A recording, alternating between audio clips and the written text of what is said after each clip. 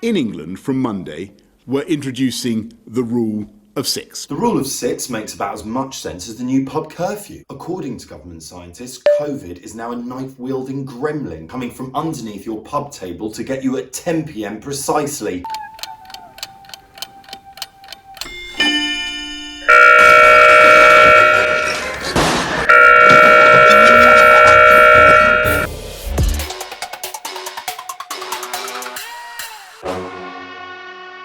Only days ago, Blowhard Belten and Pratt Hancock told us that going back to work was a patriotic act, which, if you didn't follow, made you a flag-burning monarchist hater. Mind you, Pratt does also come out with shit like this. It's very good to have me on, thank you very much.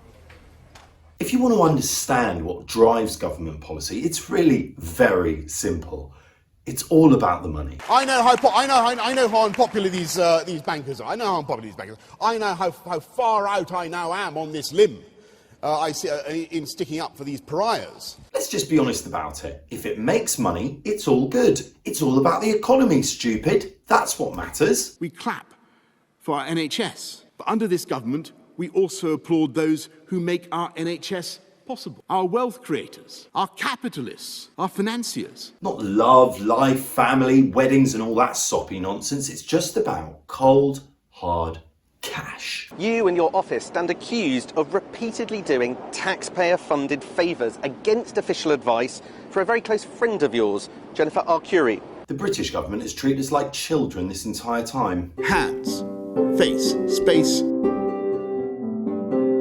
There was a change really in the message from stay at home to the slightly less clear stay alert and go to work if you can. Stay alert, control the virus and save lives. And polls also showing that the British public remains pretty sceptical about the prospect and the wisdom of loosening restrictions. Of course, the only thing that unites these ridiculous, desperate ideas that often contravene and contradict each other is the fact that if it makes money for the economy, it's all good. It's all about the Benjamins. Bring in the cha-chang-chang and it's okay by me. London is a hub for money laundering, with billions of pounds worth of suspected dirty money moving through the system. And to be honest, I prefer they just said that, because the thing is, they've got a point. The British economy resembles nothing more than a waste man 5 days deep into a rave.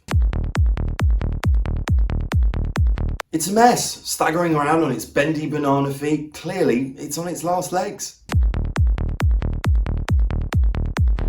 The governing principle is making money. But ironically, it's their attempts to make money which has left us in this total mess. The restrictions I have announced will remain in place for perhaps 6 months. What am I talking about? Well, very simply, track and trace. Our test and trace system is as good as or better than any other system anywhere in the world. Let's look at the two elements which have been a total and utter disaster. Standing up every week saying it's a stunning success is kidding no one. The track and trace system run by the Lighthouse Group and the mythical app, which we were told back in March was going to be world-beating. Actually, I think it certainly is, and it certainly does fit that description as world-beating. There's been no effective tracing in place since March the 12th, when tracing was abandoned. Track and Trace has been run by a private company called the Lighthouse Group, who took a huge government contract. This meant, and this is absolutely mind-blowing, that zero capacity was used within the NHS, which has plenty of experience of running similar systems. But even though it was being run by a private company,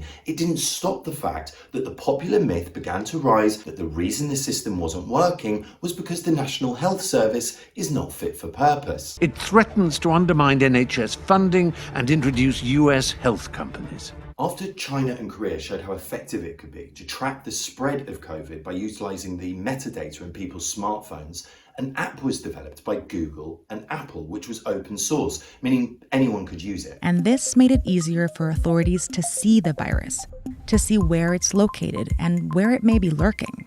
This ability to find and treat infected people has allowed Korea to avoid aggressive lockdowns. And it's helped bend the curve of the outbreak that started out dangerously steep. The app worked on a simple basis, that all relevant data was kept within your phone and only harvested when it needed to sound the alarm. The app has been open source from day one. The protocols are completely transparent and people can really trust this app. But instead of utilising this app, Dominic decided to give his old mates at Faculty, a tech company who he'd worked with at his time at Vote Leave, a big whopping contract to develop an app that did the exact opposite. Tom Harwood, who shot this video and worked on the campaign, says his old boss is now going to have a similar impact on government. An app that harvested the data and dragged it all into a central database. And surprise, surprise, the app was deeply unpopular and never took off. Apple's software prevents iPhones being used effectively for contact tracing unless you're using Apple's own technology. It went so badly that the government eventually decided to use the app that they should have been using from the beginning, but it left us light years behind where we should have been. So we've agreed to join forces with Google and Apple to bring the best bits of both systems together. And let's be honest, at a time of mass public crisis, when the data sets could have been really useful to compare from France, Germany, and lots of other countries that were utilising the app, their first thought was to give a massive great contract out so they could give their mates, I don't know, just another whopping big payday at our expense.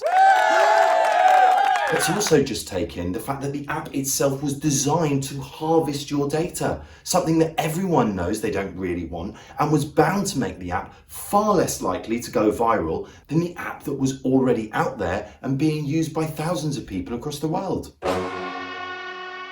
Now, the British public understands two things. One, that we're in the middle of a huge public health crisis and pandemic, and two, that the economy still needs to make money. What they don't want to hear is that the government have got to a point where making money is more important than looking after human life. Spending £350 billion to prolong the lives of a few 100,000, mostly elderly people, is an irresponsible use of taxpayers' money. But as recently as 2018, the United Nations' own poverty envoy stated, and I quote, "The UK government has inflicted great misery on its people with punitive, mean-spirited and often callous austerity policies driven by a political desire to undertake social re-engineering rather than economic necessity." So, there is no other democracy I can think of where the very idea of human rights and its protection domestically is under such sustained attack. Irony upon irony then that the very people who value the economy above all else messed up track and trace because they're trying to make more money. Last night,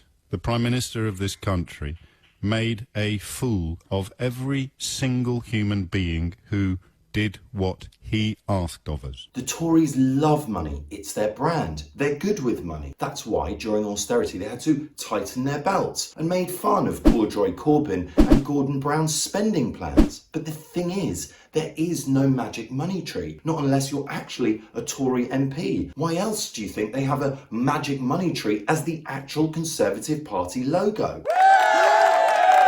The pandemic has shown that they're wasteful, profligate, that they've given out huge contracts unnecessarily, which have not delivered a substantial return for you and me, the tax-paying public. And it must be making Middle England question the fundamental core of the Tory brand, that you can trust them with the economy. The government need to step off their gravy train to Croniesville and save the one thing they say they truly care about, the economy, and in so doing, they might even inadvertently save some lives.